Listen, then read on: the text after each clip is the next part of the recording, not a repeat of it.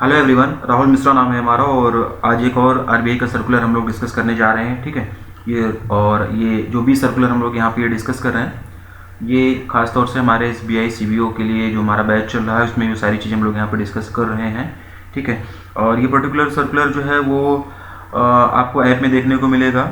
और ऐप में जहाँ पर अगर आप लोग इसको देख रहे होंगे तो होगा क्या कि इसी सर्कुलर के नीचे इसकी पीडीएफ्स वगैरह भी अटैच कर दी गई हैं। और जो पीडीएफ है आरबीआई की वेबसाइट से है, तो ये सर्कुलर भी आपको मिलेगा और इसके साथ में आरबीआई वाली जो सर्कुलर वाला पीडीएफ है वो भी आपको ऐप में ही मिल जाएगा।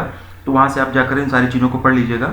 ठीक है, फिलहाल पहले सर्कुलर के बारे में चीज़ों को डिस्कस करते हैं कि क्या सर्कुलर आया है, कब है, किस तरीके से क्वेश्चंस एग्जाम में पूछे जा सकते हैं, खासतौर से एसबीआई सीबीओ वाले में जहाँ पर कि आरबीआई के सर्कुलर बहुत ज़्यादा पूछे जाते हैं। ठीक है, तो पहले एक एक करके सारी चीज़ों को समझते हैं। कुछ एक सर्कुलर पहले हम लोगों ने डिस्कस कर रखा हुआ है, वो भी आप लोगों ने देख लिया होगा अभी तक, ऐसे मैं उम्मीद कर रहा हूँ। ठीक है, और ये वीडियो मैं यूट्यूब पे भी अपलोड कर दूंगा। कुछ यूट्यूब के कुछ साथी हैं ऐसे जो कमेंट वगैरह करते रहते हैं व्हाट्सएप वगैरह पे कि सर कुछ मुझे डेमोज वगैरह चाहिए कि किस तरीके से सर्कुलर आप कवर करा रहे हो, क्या करा रहे हो, तो ये यूट्यूब पर भी मैं मतलब अपलोड कर दूंगा। ठीक है, तो वहाँ से भी आप लोग देखिएगा। फिलहाल इस सर्कुलर की अगर हम लोग बात करेंगे तो ये सर्कुलर जो है 10 अक्टूबर 2023 को आया था। ठीक है ना, सर्कुलर है क्या, सर्कुलर में कहा क्या जा रहा है, पहले ये चीज़ जान लेते हैं। Prompt corrective action framework for non banking financial company extension to government NBFCs. ठीक है, और ये पीडीएफ यहाँ वाली जो है आपको वहाँ पे मिल जाएगी, वहाँ से भी आप इसको मतलब पढ़ने की कोशिश करिएगा।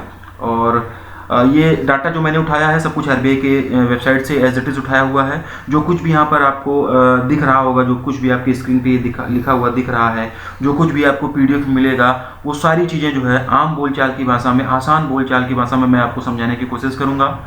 और हर वो चीज़ बताऊँगा जहाँ से एग्जाम में क्वेश्चन फ्रेम किए जा सकते हैं। क्योंकि सर्कुलर जब भी आप लोग देखते हो तो एक सर्कुलर के साथ में कई सारे सर्कुलर का रेफरेंस दे दिया जाता है। जैसे आप ये सर्कुलर देखो कि इसमें ये देखो एक रेफरेंस ये दिया गया है।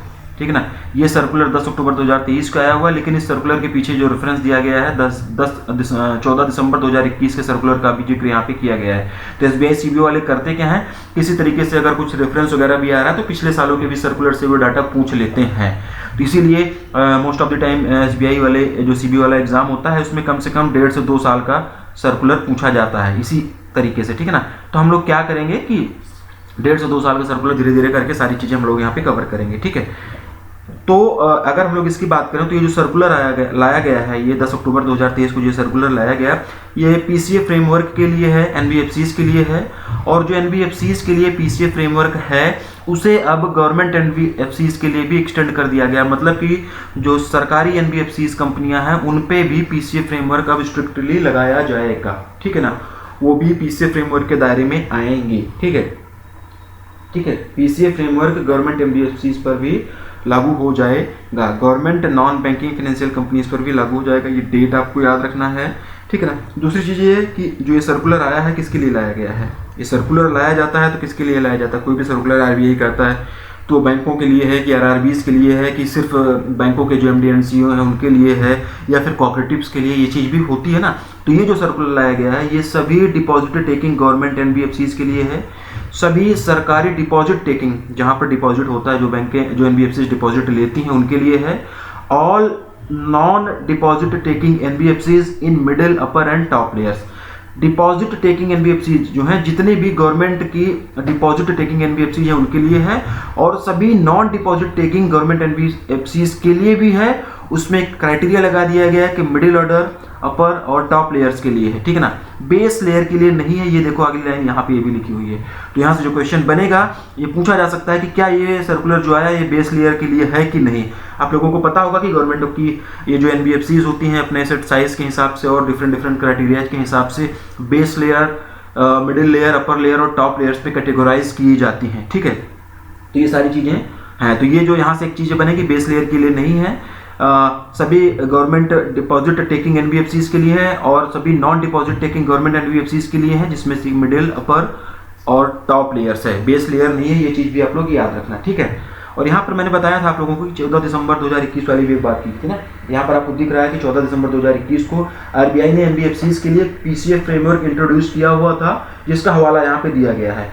ठीक है, 14 दिसंबर 2021 को आरबीआई ने एनबीएफसीज के लिए पीसीए फ्रेमवर्क इंट्रोड्यूस किया हुआ था। आगे उसका भी स्क्रीनशॉट में दिखाऊंगा आपको, ठीक है ना। और अभी क्या किया गया है कि अभी वो जो 14 दिसंबर 2021 को पीसीए फ्रेमवर्क इंट्रोड्यूस किया गया था एनबीएफसीज के लिए, वो उसमें जो है गवर्नमेंट एनबीएफसीज को भी शामिल कर लिया गया। मतलब कि 2021 में वाले सर्कुलर को रिव्यू किया गया और उसमें अब गवर्नमेंट एनबीएफसीज को भी शामिल कर लिया गया। गवर्नमेंट एनबीएफसीज क्या होती है थोड़ा सा ये मैं बता देता हूँ, जिससे थोड़ा सा और क्लियरिटी आ जाएगी। गवर्नमेंट एनबीएफसीज की अगर हम लोग बात करेंगे तो आप लोग पीएफसी का नाम जानते होंगे। पीएफसी यानी कि पावर फाइनेंस कॉर्पोरेशन, ये गवर्नमेंट एनबीएफसीज होता है।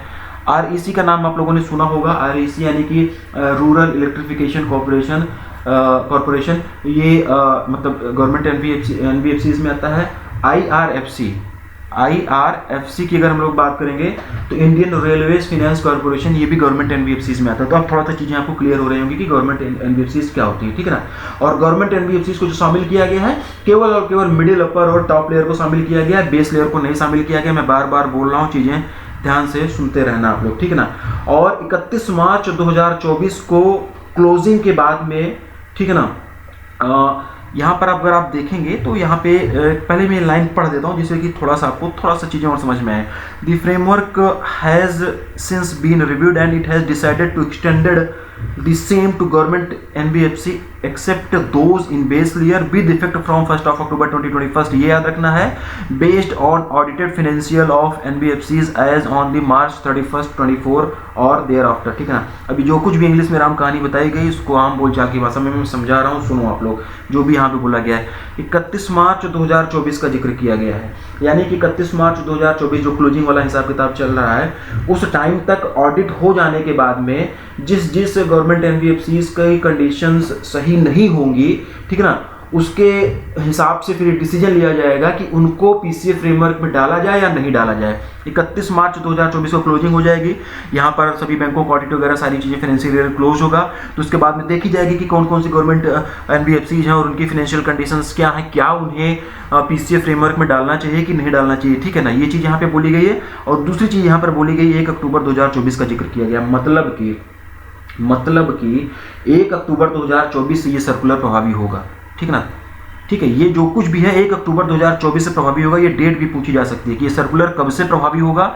31 मार्च 2024 तक ऑडिट वगैरह हो जाएगा, उसके बाद में चीज़ें डिसाइड की जाएंगी कि किसको डालना है किसको नहीं डालना है पीसीए के अंदर, प्रॉम्प्ट करेक्टिव एक्शन के अंदर। प्रॉम्प्ट करेक्टिव एक्शन क्या होता है इसको भी थोड़ा सा आगे भी मैं समझाऊंगा। उसके बाद में जो सर्कुलर है प्रभावी कब से होगा ये भी पूछा जाएगा। तो 1 अक्टूबर 2024 ये भी आप लोगों को याद रखना है, ठीक है ना। ये चीज़ भी आप लोगों को याद रखना है। और भी आप लोग देख रहे होंगे ना यहाँ पे कि 2021 वाला जो सर्कुलर है उसका रेफरेंस दिया गया है। यहाँ पर ये देखो 2021 वाले का मतलब रेफरेंस दिया गया। तो मैंने बताया ना कि सीबीओ में इस तरीके से कुछ पुराने सर्कुलर भी पूछ लेते हैं, ठीक है। सीबीओ में पुराने सर्कुलर भी पूछ लेते हैं, तो इसी तरीके से पुराने सर्कुलर पूछते हैं। तो मैं आपको दिखा रहा हूँ कि 2021 में जो 14 दिसंबर को सर्कुलर आया था वहाँ पे क्या चीज़ें थी, वो चीज़ें भी मैं एक बार आपको दिखाता हूँ। देखो ये अगर आप सर्कुलर आप देखोगे अब तो इस सर्कुलर को जो आया हुआ था ये 14 दिसंबर 2021 को आया था। और ये क्या था, prompt corrective action framework for non banking financial companies. ये केवल और केवल एनबीएफसीज के लिए था। पीसीए फ्रेमवर्क था किसके लिए ये था, डिपॉजिट टेकिंग एनबीएफसीज के लिए, ऑल डिपॉजिट टेकिंग एनबीएफसीज के लिए 14 दिसंबर 2021 को एक सर्कुलर आया था। और इसमें साफ साफ लिख दिया गया है एक्सक्लूडिंग गवर्नमेंट कंपनीज, यानी कि जब ये 14 दिसंबर 2021 को आया था तो उस समय गवर्नमेंट एनबीएफसीज को इसमें कंसिडर नहीं किया गया था। और अब जब ये 10 अक्टूबर को आया है तो इसमें गवर्नमेंट एनबीएफसीज को कंसिडर कर लिया गया है, ठीक है ना। All non deposit taking NBFCs in middle, top and upper layers, ठीक है। तो ये जो भी चीज़ें दी गई हैं, जो भी इस कहानी दी गई है इंग्लिश में, आप लोग इसको पढ़ते रहिएगा। इसकी पीडीएफ भी मैं नीचे अटैच कर दिया हूँ ऐप में, आप लोग अगर देखेंगे तो वहाँ से भी आप पढ़िएगा, ठीक है ना। लेकिन इतना उलझने की जरूरत नहीं है। जो कुछ भी लिखा है इसको मैं आम बोलचाल की भाषा में आपको समझाने की कोशिश करता हूँ। फिर से वो टेक्निकल चीज़ें बताने की कोशिश करता हूँ कि जहाँ से क्वेश्चन पूछे जाने की संभावना है। अक्टूबर वाला मैंने डिस्कस किया आप लोगों से, 10 अक्टूबर को जो सर्कुलर आया था जिसमें ये बताया गया कि प्रॉम्प्ट करेक्टिव एक्शन फ्रेमवर्क जो है वो गवर्नमेंट एनबीएफसीज के लिए भी लागू होगा, उसके लिए भी एप्लीकेबल हो जाएगा। अब उसी सर्कुलर में जो रेफरेंस दिया गया था वो 14 दिसंबर 2021 को जो सर्कुलर आया था प्रॉम्प्ट करेक्टिव एक्शन वाले फ्रेमवर्क का, जिसमें नॉन एनबीएफसीज के लिए वो भी रेफरेंस था। तो उस रेफरेंस को भी हम लोग कवर कर रहे हैं। तो बेसिकली 2021 वाला सर्कुलर भी हम लोग यहाँ पे कवर कर ले रहे हैं। इसी तरीके से मिलते जुलते सर्कुलर वो लोग पूछते हैं एसबीआई सीबीओ में खासतौर से, ठीक है ना। तो यहाँ पर भी आप लोग देख लेना कि गाइडलाइंस कब जारी की गई थी, किसके लिए की गई थी, ये सारी चीज़ें हो गई हैं। और सबसे पहले ये जानते हैं कि पीसीए फ्रेमवर्क क्या होता है। सबसे पहले प्रॉम्प्ट करेक्टिव एक्शन फ्रेमवर्क होता क्या है, ठीक है ना। तो बेसिकली ये आरबीआई के द्वारा यूज किया जाने वाला एक फ्रेमवर्क होता है जिसकी मदद से आरबीआई, जिसकी मदद से रिजर्व बैंक ऑफ इंडिया किसी भी बैंकों की, या फिर अब तो एनबीएफसीज भी आ गई हैं, एनबीएफसीज की फिनेंशियल हेल्थ या फिर उसकी स्टेबिलिटी या फिर उसके दोनों चीज़ों का आकलन करता है और ये देखता है कि उनकी स्थिति कैसे है, सही है कि नहीं है। और अगर उनकी स्थिति सही नहीं होती है तो उस स्थिति में वो उस पर सुधारात्मक कार्यवाही करता है, यानी कि करेक्टिव एक्शन लेता है, ठीक ना। करेक्टिव एक्शन लेता है, प्रॉम्प्ट करेक्टिव एक्शन यानी कि त्वरित सुधारात्मक कार्यवाही, ठीक है ना। तो उस पर तुरंत जो है वो एक्शन लेता है और कोई ना कोई करेक्टिव एक्शन लिया जाएगा। अब जो करेक्टिव एक्शन लिया जाएगा वो किसी भी तरीके से हो सकता है, जैसे कि आरबीआई जो है बैंकों को रिस्ट्रिक्ट कर दे। किसके लिए रिस्ट्रिक्ट कर दे कि वो अपनी ब्रांचेज इंक्रीज नहीं कर सकती, नई ब्रांचेज नहीं खोल सकती हैं, नई ब्रांचेज ओपन नहीं कर सकती हैं, जो भी उनका डिविडेंड वगैरह होता है उसको डिस्ट्रीब्यूट नहीं कर सकती हैं। तो इस तरीके से उन पर रिस्ट्रिक्शंस लगा के बैंकों पे, एनबीएफसीज पे क्या होता है कि फिर उनकी कंडीशन को सुधारने के लिए आरबीआई लगातार काम करता है, ठीक है। तो ये चीज़ें भी आप लोग ध्यान रखना। बैंकों की विफलताओं को रोकने के लिए, बैंकों की फेलियर को रोकने के लिए और फिनेंशियल सिस्टम की स्टेबिलिटी के लिए पीसीए गाइडलाइन जारी की जाती हैं और उसके बाद में किसी पर्टिकुलर बैंक या एनबीएफसी को फिर सुपरविजन में रखा जाता है। ये बैंक या एनबीएफसी उस पीसीए गाइडलाइन का पालन करती हैं जिससे कि उनकी फिनेंशियल हेल्थ सुधार की जा सके, ठीक है। इस तरीके की चीज़ें हो जाती हैं। और यहाँ पे आपको स्क्रीन पे दिख भी रहा होगा कि दिसंबर 2002 में आरबीआई ने शेड्यूल्ड कॉमर्शियल बैंकों के लिए पीसीए फ्रेमवर्क इंट्रोड्यूस किया था। ये चीज़ अगर आप देखें यहाँ पे तो reserve bank of India had introduced a prompt corrective action framework for scheduled commercial bank in 2002, ठीक है ना। मैंने थोड़ा और जाके कहीं से पढ़ा हुआ था तो वहाँ पर ये डाटा मुझे मिला दिसंबर 2002 में आया था, यहाँ पे नहीं लिखा गया है, ठीक है ना। तो थोड़ा सा कंटेंट तैयार करने के लिए बहुत 3-4 वेबसाइट से पढ़ना पड़ता है, जब तब जाके आपको चीज़ें इजीली अवेलेबल मैं करा पाता हूँ, तब जाके चीज़ें मैं आपको आम बोलचाल की भाषा में समझाने की कोशिश कर पाता हूँ। तो आप लोग सुनिए इसको, ठीक है। तो जो यहाँ पे दिख रहा है इसमें ये बोला गया है कि दिसंबर 2002 में आरबीआई ने शेड्यूल्ड कॉमर्शियल बैंकों के लिए पीसीए फ्रेमवर्क इंट्रोड्यूस किया था और ये समय समय पर रिव्यू किया जाता रहेगा। इसमें आगे ये भी लिखा गया है, ठीक है ना। 2017 और 2021 में इसे रिव्यू और रिवाइज किया गया था। ये चीज़ें यहाँ पे नहीं लिखी गई है, मैं अलग से कहीं से चीज़ें पढ़ के लाया हूँ, वो आपको मैं बता रहा हूँ, ठीक है ना। 2017 और 2021 में इसे रिव्यू और रिवाइज किया गया था। फिर उसके बाद में 14 नवंबर 2021 को जो है वो आरबीआई ने एनबीएफसीज के लिए पीसीए फ्रेमवर्क इंट्रोड्यूस कर दिया था। मतलब कि आप सुनो तो शेड्यूल्ड कॉमर्शियल बैंकों के लिए जो पीसीए फ्रेमवर्क था वो 2002 में ही आ गया था, दिसंबर 2002 में। उसके बाद में समय समय पर इसको रिव्यू किया जाता रहा, रिवाइज किया जाता रहा और फिर आवश्यकता पड़ी कि एनबीएफसीज को भी जो है प्रॉम्प्ट करेक्टिव एक्शन फ्रेमवर्क के दायरे में लाया जाए, उनको भी इसके सुपरविजन में रखा जाए, उन पर भी त्वरित सुधारात्मक कार्यवाही की जाए। तब जाके दिसंबर 2021 में एनबीएफसीज के लिए प्रॉम्प्ट करेक्टिव एक्शन आया था और उस टाइम पर जब आया था तब गवर्नमेंट एनबीएफसीज के लिए नहीं आया था और अभी जो 10 अक्टूबर वाला आया उस टाइम पर ये क्या हो गया कि गवर्नमेंट एनबीएफसीज के लिए भी आ गया। तो पूरी की पूरी एक चेन बन रही है, कहाँ से कहानी शुरू हुई और कहाँ तक जा रही है, सारी चीज़ें मैं कनेक्ट कर रहा हूँ, सारे डॉट्स कनेक्ट करके आपको समझाने की कोशिश कर रहा हूँ। आँख कान नाक गला खोल के रखना, चीज़ों को आप लोग यहाँ पे समझते रहना, ठीक है ना। 2017 और 2021 में से रिव्यू और रिवाइज कर लेने के बाद में 14 दिसंबर 2021 को आरबीआई ने एनबीएफसीज के लिए पीसीए फ्रेमवर्क जारी कर दिया। एनबीएफसीज को भी पीसीए फ्रेमवर्क के दायरे में ले लिया गया और इस समय जो भी एनबीएफसी शामिल की गई थी उसमें गवर्नमेंट एनबीएफसीज नहीं थी। मैंने बताया कि ये देखो लिखा हुआ है आप लोगों को, लेकिन 2023 में 10 अक्टूबर को जो सर्कुलर जारी किया गया उसमें गवर्नमेंट एनबीएफसीज भी आ गई, ठीक है। तो इन दोनों सर्कुलर की पीडीएफ वगैरह मैंने बोला कि दे दूंगा, वहाँ से एक बार आप पढ़ लेना, पढ़ना चाहना तो, हालांकि कोई ज़रूरत नहीं है, ठीक है ना। किसी भी सर्कुलर में बेसिकली जब हम लोग पढ़ते हैं तो क्या क्या चीज़ें याद करनी होती है, क्या क्या चीज़ें हमको ध्यान देना होता है, वो एक बार मैं बता दे रहा हूँ, ठीक है ना। जिससे अगर आप लोग खुद से भी कहीं से सर्कुलर वगैरह पढ़ रहे हो तो उन चीज़ों पे आपको फोकस करना जरूरी होता है कि क्वेश्चन कैसे पूछे जा सकते हैं। पहली चीज़ तो सर्कुलर कब आया, किस डेट को आया, ठीक है ना। दूसरी चीज़ की जो सर्कुलर आया किसके लिए आया, बैंकों के लिए आया, शेड्यूल्ड कॉमर्शियल बैंक के लिए आया, एनबीएफसीज के लिए आया, या फिर ऑल डिपॉजिट टेकिंग एनबीएफसीज के लिए आया, या फिर नॉन डिपॉजिट टेकिंग एनबीएफसीज के लिए आया, या फिर टॉप लेयर के लिए आया, या फिर अपर लेयर के लिए आया, जो भी था किसके लिए आया। और अगर जो भी करंट सर्कुलर आ रहा है उसके रेफरेंस में अगर कोई पुराना सर्कुलर भी दिया है तो वो कब आया था, उससे संबंधित क्या क्या चीज़ें हैं उसको भी हम लोगों को पढ़ लेना चाहिए। जैसे अभी मैं डिस्कस कर रहा था अक्टूबर 2023 वाला सर्कुलर, लेकिन उसमें 14 दिसंबर 2021 वाले सर्कुलर का भी जिक्र किया गया, तो मैंने दोनों चीज़ें पढ़ ली। तो अगर किसी करंट सर्कुलर के रेफरेंस का भी कोई सर्कुलर होता है तो वो भी पढ़ना जरूरी होता है, वहाँ से भी क्वेश्चन पूछ लिया जाता है, ठीक है ना। और ये सर्कुलर कब से इंप्लीमेंट होगा, ठीक है, कब से ये चीज़ें इंप्लीमेंट होगी, जैसे अभी पिछले वाले में मैंने आपको बताया था ना, क्या इंप्लीमेंटेशन डेट बताई थी। जो ये गवर्नमेंट एनबीएफसीज को पीसीए फ्रेमवर्क में जो इंट्रोड्यूस किया, मतलब शामिल कर लिया गया, वो वाला जो सर्कुलर आया था अभी 10 अक्टूबर 2023 का, इस स्लाइड से जस्ट पहले वाली स्लाइड में जो आपको मैंने पढ़ाया था, वो किस डेट से इंप्लीमेंट होगा, कमेंट करके फटाफट आप लोग बताओ, देखो कि कितनी चीज़ें आपको याद है, ठीक है ना। तो वो चीज़ें भी आप लोगों को याद करनी होती हैं, हर सर्कुलर के साथ में उस पर ध्यान देना होता है। और अगर कोई डाटा होता है, कोई टेक्निकलिटीज़ होती है, कुछ एलिजिबिलिटी क्राइटेरिया वगैरह होते हैं जैसे इसी, ठीक है, तो उन सारी चीज़ों को भी हम लोगों को फोकस करना होता है, ठीक है ना। तो ये कुछ जरूरी बातें थी इन दोनों सर्कुलर्स के लिए। और अपने हर वीडियो में मैं क्या करता हूँ कि आप लोगों के लिए कुछ ना कुछ बोनस लेके आता रहता हूँ, तो इस बार भी मैं कुछ बोनस आप लोगों के लिए लेके आया हूँ। कुछ अलग से चीज़ें मैं बता रहा हूँ कि जैसे आरबीआई ने भी हाल ही में क्या किया हुआ है कि Tamil Nadu, Chennai Tamil Nadu based Ind Bank Housing Limited, ठीक है ना, IND बैंक हाउसिंग लिमिटेड का जो लाइसेंस है, जो उसका सर्टिफिकेट ऑफ रजिस्ट्रेशन है, उसको कैंसिल कर दिया है, ठीक है ना। इसके साथ साथ पेटीएम पेमेंट बैंक पर भी 5.39 पेटीएम पेमेंट बैंक पर 5.39 करोड़ रुपीस का पेनल्टी आरबीआई के द्वारा लगा दी गई है। और ये पेनल्टी क्यों लगाई गई है, केवाईसी डायरेक्शन 2016 का पालन न करने के कारण पेटीएम पर ये चीज़ें लगाई गई हैं, ठीक है। तो इस सर्कुलर से संबंधित मैक्सिमम चीज़ें आप लोगों को मैंने समझाया है, ठीक है ना। यहीं पर चीज़ों को खत्म नहीं, चलो ठीक है, थोड़ा सा और एक्सटेंड करते हैं, ठीक है ना, थोड़ा सा और डीप में जाते हैं, थोड़ा सा और मैं आप लोगों को समझाने की कोशिश करता हूँ। क्वेश्चन पे फिर से हम लोग वापस आते हैं, हालांकि इतना डीप में जाने की जरूरत नहीं है, लेकिन मैं चीज़ें एक्सटेंड कर रहा हूँ जिससे कि क्लैरिटी आप लोगों के लिए बनी रहे कि क्या क्या चीज़ें इसमें हैं, क्या क्या इस सर्कुलर में था, ठीक है। देखो, वो जो दोनों सर्कुलर हम लोगों ने पढ़ा हुआ था उसमें एक जिक्र हो रहा था पीसीए फ्रेमवर्क का, ठीक है ना। पीसीए यानी कि प्रॉम्प्ट करेक्टिव एक्शन फ्रेमवर्क का जिक्र हो रहा था। तो पीसीए फ्रेमवर्क के तहत किस किस तरीके से रिस्ट्रिक्शंस इम्पोज किया जाता है, ये थोड़ा सा जानना जरूरी है। थोड़ा सा एक्सटेंड करके मैं बता दे रहा हूँ आप लोगों को, थोड़ा सा चीज़ें आप लोगों को याद रहें, ठीक है।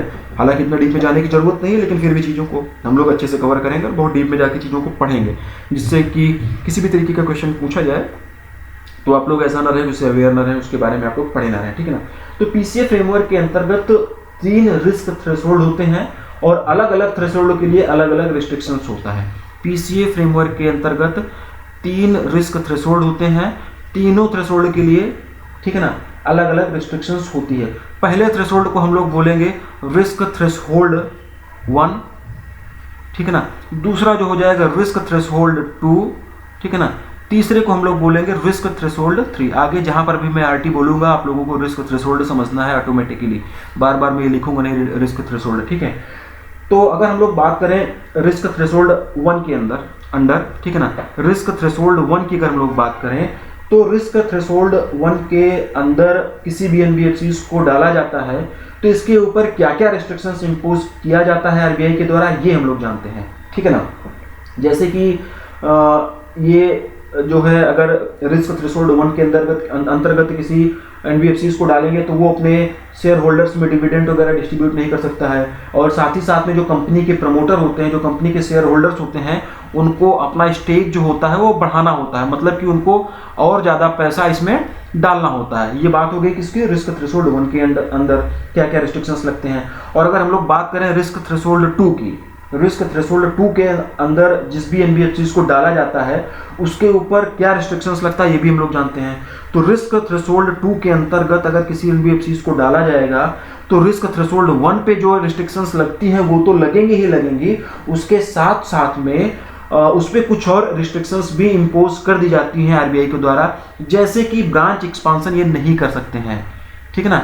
जैसे कि ब्रांच एक्सपांसन नहीं कर सकते हैं, मतलब कि अपनी नई ब्रांचें ये ओपन नहीं कर सकते हैं, ठीक है ना। अगर अब हम लोग बात करें रिस्क थ्रेशोल्ड 3 की, तो रिस्क थ्रेशोल्ड 3 में जिस भी एनबीएफसी को डाला जाएगा उसके ऊपर रिस्क थ्रेशोल्ड 2 और रिस्क थ्रेशोल्ड 1 में जो भी रिस्ट्रिक्शंस लगे हुए हैं वो रिस्ट्रिक्शंस तो लगेंगे ही लगेंगी, लेकिन इसके साथ में कुछ और रिस्ट्रिक्शंस भी इस पे लगा दी जाती हैं। क्या लगा दी जाती हैं जैसे कि कैपिटल एक्सपेंडिचर के ऊपर रेस्ट्रिक्शंस इंपोज कर दी जाएगी अगर किसी एनबीएफसी को RT3 में डाला जाता है, यानी कि रिस्क थ्रेशोल्ड 3 में डाला जाता है, ठीक है ना। कैपिटल एक्सपेंडिचर मैं लिख रहा हूं, ठीक है ना, कैपिटल एक्सपेंडिचर की यहां पर बात हो रही है। तो RT3 में अगर किसी एनबीएफसी को डाला जाएगा तो RT1 और RT2 में जो भी रेस्ट्रिक्शंस लगती हैं वो तो लगेंगी ही, उसके साथ साथ में उसके मतलब वो एनबीएफसी रहेगी उस पे कैपिटल एक्सपेंडिचर के ऊपर भी रेस्ट्रिक्शन इंपोज कर दिया जाएगा, मतलब कि लॉन्ग टर्म में इन्वेस्टमेंट नहीं कर सकता है वो, ठीक है। तो इस तरीके से अलग अलग रिस्क थ्रेशोल्ड के लिए अलग अलग रेस्ट्रिक्शंस इंट्रोड्यूस किया गया है पीसीए फ्रेमवर्क के तहत में, कि अगर कोई रिस्क थ्रेशोल्ड 1 में आता है तो क्या रेस्ट्रिक्शंस लगेगी, रिस्क थ्रेशोल्ड 2 में आता है तो क्या रेस्ट्रिक्शंस लगेगी, रिस्क थ्रेशोल्ड 3 में आता है तो क्या रेस्ट्रिक्शंस लगेंगे। भाई पीसीए फ्रेमवर्क होता क्या है, त्वरित सुधारात्मक कार्यवाही कब होगी, किसी पे करेक्टिव एक्शन तब लिया जाता है, तब उसके ऊपर कुछ ना कुछ रेस्ट्रिक्शंस लगाए जाते हैं, कुछ दिशा निर्देशों का पालन करना होता है, ठीक है ना। तो वो चीज़ें कैसे डिसाइड होंगी, तो वो रिस्क थ्रेशोल्ड होता क्या है 1 2 3 करके कैटेगराइज किया गया है, अलग अलग कैटेगरीज के लिए, अलग अलग रिस्क थ्रेशोल्ड कैटेगरीज के लिए अलग अलग तरीके के रेस्ट्रिक्शंस हैं। तो चीज़ें आपको बताई गई कि क्या क्या रेस्ट्रिक्शंस लगेंगे रिस्क थ्रेशोल्ड 1 के अंतर्गत, 2 के अंतर्गत और 3 के अंतर्गत, ठीक है ना। और यहाँ तक चीज़ें सुनने के बाद में आपके दिमाग में एक बात और आनी चाहिए थी, ठीक है ना। अगर वो आ गई है अभी तक तो अच्छी बात है, नहीं आई है तो वीडियो आप लोग लास्ट तक देखो। लास्ट में वीडियो देखने के बाद में मुरारी बापू जी का जो प्रसाद, ये कथा अभी मैं सुना रहा हूँ उतनी देर में, इसका प्रसाद आपको दूंगा, आप लोग इसको खाइएगा। चरणामृत आपके घर पे होगा, वहाँ पे जाके पी लीजिएगा, और एग्जाम में जब क्वेश्चन गलत हो जाएगा तो फिर मेरे पास आइएगा कि सर आपने नहीं पढ़ाया था और हमने पढ़ा नहीं था सही से। तो अभी तक जिन भी ख्यालों में खोए रहे इतना यहाँ तक पहुँचते पहुँचते, उन ख्यालों से बाहर आओ, और मैं जो क्वेश्चन बोल रहा हूँ अगर ये आपके दिमाग में आया है तब तक तो समझो कि आप लोगों ने चीज़ों को ध्यान से देखा, और दिमाग में अगर ये चीज़ें नहीं आई हैं तो फिर कहीं ना कहीं सोचने पे समझने पे आप लोगों को मजबूर होना पड़ेगा, और ये कथा कहानी तो इस तरीके से फिर चलती ही रहेगी, ठीक है ना। यहाँ पर बात हुई थी रिस्क थ्रेशोल्ड 1 2 और 3 की, ठीक है। तो मेरे भाई ये चीज़ आपके दिमाग में आनी चाहिए थी कि किस पैरामीटर के आधार पर या फिर किस चीज़ के आधार पर किसी एनबीएफसी को रिस्क थ्रेशोल्ड 1 में डाला जाता है, या फिर 2 में डाला जाता है, या फिर 3 में डाला जाता है। अगर ये चीज़ आपके दिमाग में आई कि किस पैरामीटर के आधार पर, ठीक है ना, किस पैरामीटर के आधार पर या फिर किस चीज़ के आधार पर किसी भी एनबीएफसी को रिस्क थ्रेशोल्ड 1 में डाला जाता है, रिस्क थ्रेशोल्ड 2 में डाला जाता है, या फिर रिस्क थ्रेशोल्ड 3 में डाला जाता है, तब तो आप सही तरीके से सुन रहे थे। और ये चीज़ें नहीं आई तो फिर आप बस वही सुन रहे हो और चले जा रहे हो, उसका कोई बहुत ज़्यादा मतलब रहने वाला नहीं है। और कथा कहानी के तरीके से वही पंजीरी, चरणामृत और ये सब जो बताशे वगैरह होते हैं वो मिलते रहेंगे आपको, और आपको भी लगेगा कि पढ़ रहे हो, और हमें भी ये भ्रम बना रहेगा कि हम भी बहुत मेहनत कर रहा हूँ, मैं भी आप लोगों को पढ़ा रहा हूँ। चलो वापस आते हैं क्वेश्चन पे, ठीक है ना। अगर हम लोग बात करते हैं रिस्क थ्रेशोल्ड 1 के अंडर कौन कौन सी एनबीएफसी को डाला जाएगा, ठीक है ना, ध्यान से देखना है। रिस्क थ्रेशोल्ड 1 के अंतर्गत इसके अंडर कौन कौन सी एनबीएफसी को डाला जाएगा, तो अगर किसी एनबीएफसी का जो कैपिटल एडिक्वेसी रेशियो, जिसको कि हम लोग CAR बोलते हैं, सुनते रहना यहाँ से, फिर से ज़रूरी चीज़ें बता रहा हूँ मैं, वीडियो खत्म होने के बाद में चीज़ें एक्सटेंड करके यहाँ तक मैं अगर आया हूँ तो फिर चीज़ें ज़रूरी हैं, ठीक है ना। ये चाहता तो ये चीज़ें मैं छोड़ देता, लेकिन मैं कहा कि नहीं बता देता हूँ, क्वेश्चन यहाँ से भी अगर फ्रेम हो गया तो कहीं भी चीज़ें छूट ना जाए। ध्यान से सुनना है, रिस्क थ्रेशोल्ड 1 के अंडर किसी भी एनबीएफसी को अगर डाला जाएगा तो किस कंडीशन में डाला जाएगा, तो अगर किसी एनबीएफसी का जो कैपिटल एडिक्वेसी रेशियो यानी कि CAR है वो मिनिमम रिक्वायरमेंट से अप टू 300 बेसिस पॉइंट, यानी कि अप टू 3%, 300 बेसिस पॉइंट का मतलब 3% तक अगर कम होगा तो ऐसे एनबीएफसी को रिस्क थ्रेशोल्ड 1 में डाला जाएगा, और रिस्क थ्रेशोल्ड 1 वाली रिस्ट्रिक्शंस उस पर लगा दी जाएंगी। पहला पॉइंट। दूसरा पॉइंट ये है, थोड़ा सा इसको एलिब्रेट कर देता हूँ, थोड़ा सा इसको आम आसान बोलचाल की भाषा में इसको समझाता हूँ, ये 300 BPS वाला या फिर 3% वाला, ठीक है ना। जैसे कि भी आप लोग मान लो कि एग्जांपल के तौर पे मिनिमम रिक्वायरमेंट है 20% की, ठीक है ना, मिनिमम रिक्वायरमेंट है 20% की। क्या 20%, ठीक है ना।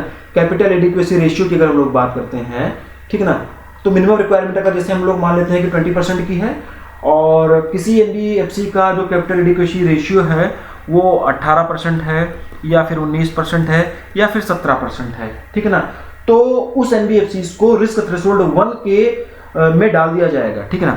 मिनिमम रिक्वायरमेंट क्या है, मिनिमम रिक्वायरमेंट 20% की है। इसमें ये बोला गया था कि 300 बेसिस पॉइंट तक अगर कम रहता है, इससे कम रहता है, यानी कि 3% तक कम रहता है, तो 20% का 3% कम कितना हो जाएगा, 17, 18 और 19%। अगर इतना रहता है तो फिर उसको रिस्क थ्रेशोल्ड 1 में डाल दिया जाएगा। ये चीज़ें आपको समझ में आएंगी। दूसरा पॉइंट, पहला पॉइंट है।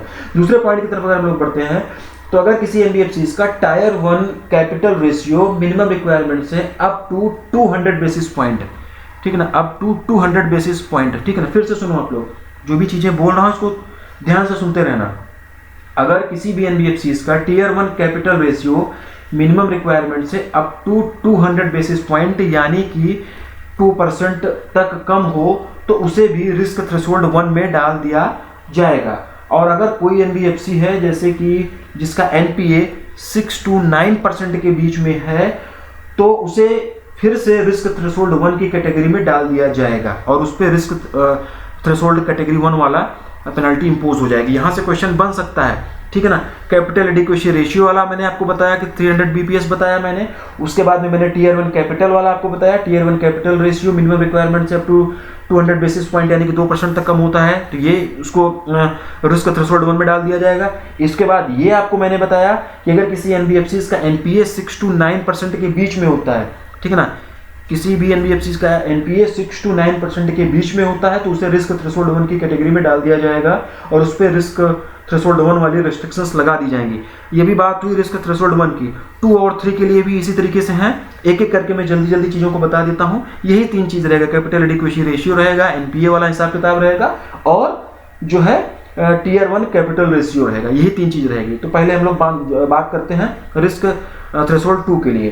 तो रिस्क थ्रेशोल्ड 2 में अगर कोई एनबीएफसी है जिसका एनपीए 9 से 12% के बीच में है तो उसको 2 में डाल दिया जाएगा। 9 से 12%, ये चीज़ें याद रखना। 9 to 12%, यहाँ से क्वेश्चन बनेंगे, ठीक है ना। 9 से 12% याद रखना। अगर कोई एनबीएफसी जिसका कि एनपीए जो है वो 9 से 12% के बीच में है तो उसे रिस्क थ्रेशोल्ड 2 में डाल दिया जाएगा।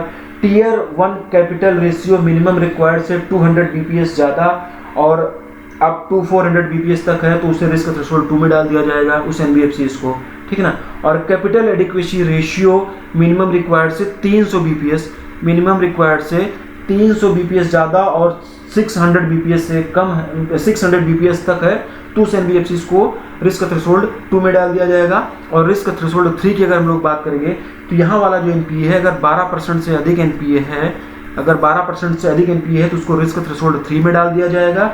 साथ ही साथ में tier 1 capital ratio more than 400 BPS below the regulatory minimum tier 1 capital ratio होने पर और capital adequacy ratio more than 600 BPS below regulatory minimum capital CAR होने पर रिस्क थ्रेशोल्ड 3 में एनबीएफसी को डाल दिया जाएगा, ठीक है। तो ये सारी इन्फॉर्मेशन थी जो आप लोगों को जानना जरूरी था और ये सारी की सारी इन्फॉर्मेशन पीडीएफ में भी अवेलेबल है जो इस वीडियो के नीचे मतलब ऐप में आप लोगों को अपलोड कर दिया गया। वहाँ से भी आप लोग जाके पढ़ सकते हैं। बहुत सारा डाटा वहाँ पे दिया गया है, इतना पढ़ने की ज़रूरत नहीं है। जो चीज़ें मुझे जरूरी लगी, जो मुझे लगा एग्जाम पॉइंट ऑफ व्यू से जरूरी है, वो सारी चीज़ें यहाँ पे आप लोगों को कवर करा दी गई है, ठीक है ना। एनपीए वाला पूछा जा सकता है, एनपीए की रेंज में क्या क्या किस किस रेंज में रहेगा तो कहाँ कहाँ पे जाएगा, ठीक है। बाकी सारी चीज़ें जो मुझे लगा कि ज़रूरी है वो मैक्सिमम चीज़ें आप लोगों को समझाने की कोशिश की गई है और मैं उम्मीद करता हूँ कि चीज़ें आप लोगों को समझ में आई भी होंगी। अगर नहीं समझ में आएगा तो वीडियो एक बार आगे पीछे करके देख लेना, चीज़ें आपको समझ में आ जाएंगी। क्वेश्चन यहाँ से पूछे जाने की पूरी संभावनाएं हैं, खासतौर से SBI CBO एग्जाम के लिए, ठीक है। चलो फिर मिलते हैं अपने अगले RBI के सर्कुलर में।